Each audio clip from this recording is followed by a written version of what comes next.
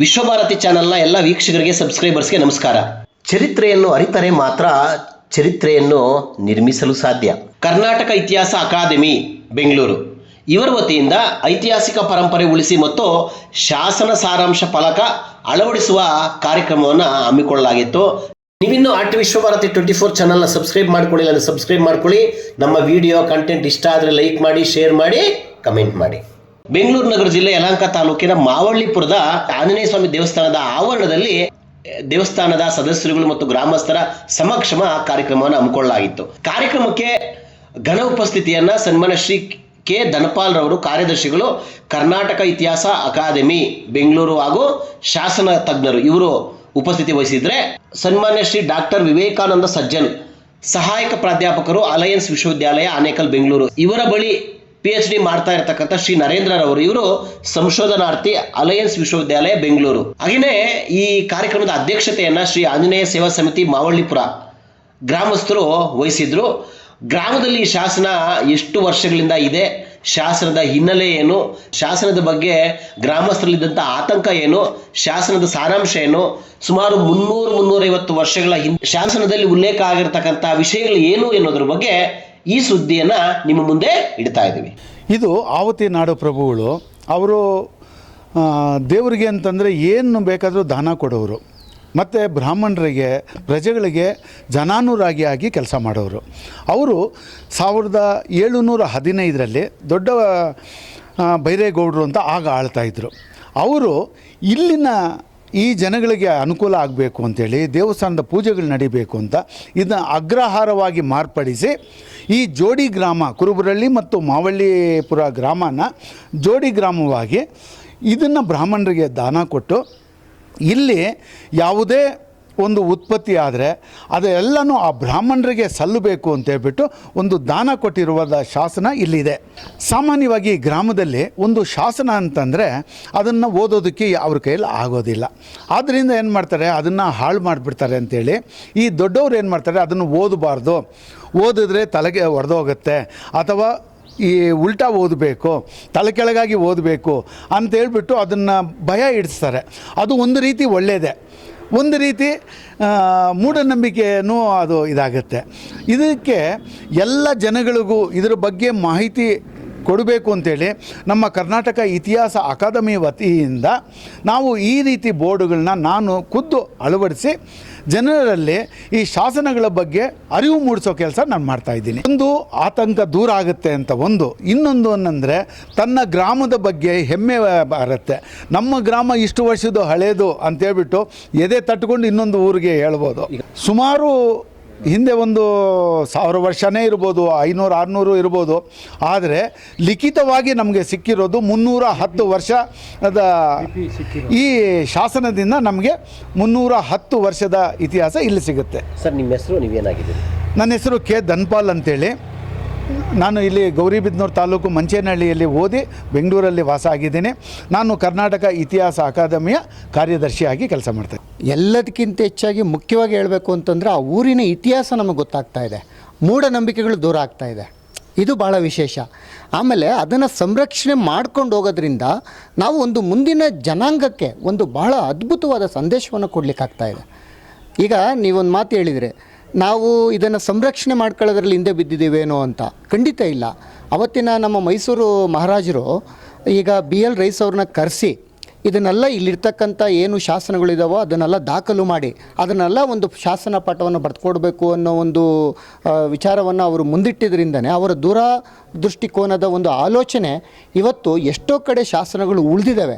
ಅದರಲ್ಲೂ ಸ್ವಲ್ಪ ಇವಾಗ ನೆಲಮಾಳಿಗೆಯಲ್ಲೋ ಅಥವಾ ದನದ ಕೊಟ್ಟಿಗೆಯಲ್ಲೋ ಅಥವಾ ಇನ್ನೆಲ್ಲೋ ಒಂದು ಚರಂಡಿಯಲ್ಲೋ ಈಗ ಅವಶೇಷವಾಗಿ ಉಳಿದಿರ್ತಕ್ಕಂಥವನ್ನ ಇಂಥ ವ್ಯಕ್ತಿಗಳಿಂದ ಧನಪಾಲ್ ಅಂತವರು, ನಮ್ಮ ಈ ಕರ್ನಾಟಕ ಇತಿಹಾಸ ಅಕಾಡೆಮಿ ಅಂತಹ ಒಂದು ಆಸಕ್ತವುಳ್ಳಂಥ ಸಂಸ್ಥೆಗಳಿಂದ ಇವತ್ತು ಅದು ಸಂರಕ್ಷಣೆ ಆಗುವಂಥ ಕೆಲಸ ಮಾಡ್ತಾಯಿದೆ. ಈ ನಿಟ್ಟಿನಲ್ಲಿ ನನಗೆ ತುಂಬ ಸಹಕಾರ ಕೊಟ್ಟು ನನಗೆ ಮಾರ್ಗದರ್ಶನ ಮಾಡ್ತಾ ಇರ್ತಕ್ಕಂಥವ್ರು, ನನಗೆ ಒಂದು ಕಡೆ ಶಾಸನ ತಜ್ಞರು ಮತ್ತು ಕರ್ನಾಟಕ ಇತಿಹಾಸ ಅಕಾಡೆಮಿ ಕಾರ್ಯದರ್ಶಿಗಳಾಗಿರ್ತಕ್ಕಂಥ ಧನ್ಪಾಲ್ ಅವರು ಒಂದು ಕಡೆ ಆದರೆ, ಮತ್ತು ನನಗೆ PhD ಮಾರ್ಗದರ್ಶಕರಾಗಿರ್ತಕ್ಕಂಥ ಡಾಕ್ಟರ್ ವಿವೇಕಾನಂದ ಸಜ್ಜನ್ ಸರ್ ಅವರು ತುಂಬಿರ್ತಕ್ಕಂಥ ವಿಚಾರಗಳು, ನರೇಂದ್ರ ನೀನು ಬರೀ ಶಾಸನ ಅಧ್ಯಯನ ಮಾಡೋದಷ್ಟೇ ಅಲ್ಲ, ಅವುಗಳ ಸಂರಕ್ಷಣೆ ಮಾಡೋದ್ರ ಕಡೆಗೂ ಸಹಿತ ನೀವು ಆಸಕ್ತಿ ಕೊಡಬೇಕು, ಅದು ನಮ್ಮ ಧ್ಯೇಯ ಆಗಬೇಕು ಅನ್ನೋ ಒಂದು ವಿಚಾರವನ್ನು ಹೇಳಿರೋದನ್ನ ಇವತ್ತು ನಾನು ಚಾಲ್ತಿಯಲ್ಲಿ ಇಟ್ಕೊಂಡು ಹಿಂದೆಯಿಂದ ನಮ್ಮ ಹಿರಿಯಕರು ನಮ್ಗೆ ಹೇಳ್ಕೊಂಬಿಡ್ತಾ ಇದ್ರು ಏನಂತಂದರೆ, ಊರಿನಲ್ಲಿ ಅದೇ ನಮ್ಮ ಮಕ್ಕಳನ್ನ ಹೆಣ್ಮಕ್ಳನ್ನ ಬೇರೆಯವರು ಕೊಟ್ಟಾಗ ಅವ್ರಿಗೇನಾದ್ರೂ ಕಷ್ಟ ಬಂದುಬಿಡ್ತು ಅಂದರೆ ಅವ್ರು ನಮ್ಗೆ ಹೇಳ್ತಾಯಿದ್ರು, ಶಾಸನದಲ್ಲಿ ಬರೆದು ಬಿಟ್ಟಿದ್ದಾರಲ್ಲೇ ಹಿಂದೆಗಡೆ ನಮ್ಮ ತಂದೆ ನಮ್ಮ ತಾತ ಅವರು, ಅದಕ್ಕೆ ಹೆಣ್ಮಕ್ಳ ಕಷ್ಟ ಅಲ್ಲಿ. ಆಚೆ ಕಡೆಯಿಂದ ಬಂದವ್ರಿಗೆ ಇಲ್ಲಿ ಸುಖವಾಗಿರ್ತಾರೆ, ಮಾವಳಿಪುರದಲ್ಲಿ ಬಂದ ಸೊಸೆಗಳು ಸುಖವಾಗಿರ್ತಾರೆ, ಇಲ್ಲಿಂದ ಹೋದ ಹೆಣ್ಮಕ್ಳಿಗೆ ಭಾರಿ ಕಷ್ಟ ಮಾವಳಿಪುರದ ಹೆಣ್ಮಕ್ಳಿಗೆ ಅಂತಂತ ಹೇಳ್ತಾಯಿದ್ರು. ನಮ್ಮ ಮಕ್ಕಳಲ್ಲಿ ಏನಾದರೂ ಕಷ್ಟ ಬೀಳ್ತಾವ್ರೆ ಅಂದರೆ ನಮಗದೊಂದು ತಲೆಯಲ್ಲಿ ಕೂತ್ಕೊಂಡ್ಬಿಟ್ಟಿತ್ತು. ಈಗ ಈ ವಿಚಾರನ ಧನ್ಪಾಲ್ ಸಾರು ಮತ್ತು ಅವ್ರ ತಂಡ ನಮಗೆ ಇದನ್ನು ವಿಚಾರನೆಲ್ಲ ತಿಳಿಸ್ಬಿಟ್ಟು ಆ ಒಂದು ಮೂಢನಂಬಿಕೆನ ನಮ್ಮ ತಲೆಯಿಂದ ಆಚೆಗೆ ಹೋಗೋ ಥರ ಮಾಡಿದ್ದಾರೆ. ಅವ್ರಿಗೆ ನಮ್ಮ ಗ್ರಾಮದ ಪರವಾಗಿ ಅವ್ರಿಗೆ ತುಂಬ ಧನ್ಯವಾದಗಳು. ಈಗ ಸರ್ ನಿಮ್ಮ ಹೆಸರು? ನನ್ನ ಹೆಸರು ನಾಗರಾಜ್ ಅಂತ. ಖುಷಿ ಆಯಿತು. ದೇವಸ್ಥಾನ ಒಂದು ಪಾಳು ಬಿದ್ದಿತ್ತು, ಆದ್ರೂ ಇದನ್ನು ಜೀರ್ಣೋದ್ಧಾರ ಮಾಡಿದ್ವಿ. 10 ವರ್ಷ 15 ವರ್ಷ ಕಷ್ಟಪಟ್ಟು. ಆದರೆ ಇದರಲ್ಲೇ ಕೆಳಗಡೆ ಕಲ್ಲಿಗೆ ಯಾವ್ದಕ್ಕನ ಹಾಕ್ಬಿಟ್ಟಿದ್ರೆ ಇದು ಹೊರಟೋಗಿರೋದು, ಸಿಗ್ತಿರಲಿಲ್ಲ. ಇದು ಮೂಢನಂಬಿಕೆ ಹಂಗೆ ಕಂಟಿನ್ಯೂ ಆಗ್ಬಿಡೋದು. ಹೆಣ್ಮಕ್ಳನ್ನ ಕೊಟ್ಟರೆ ತಂದರೆ ಇದು ಹಿಂಗೆ ಊರು ಹಂಗೆ ಅನ್ನೋದು ಅದು ಕಂಟಿನ್ಯೂ ಆಗೋದು.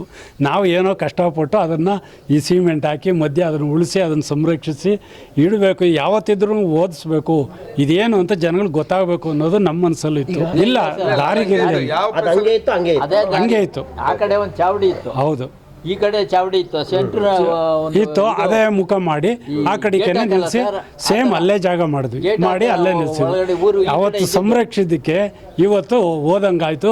ಈ ಮೂಢನಂಬಿಕೆಗೂ ಇದಾಯಿತು. ನಮ್ಮ ತಲೆಯಿಂದ ಆಚೆಗೆ ಹೋಗಿ ಊರಿನ ಹಿಸ್ಟ್ರಿನೂ ಗೊತ್ತಾಯಿತು.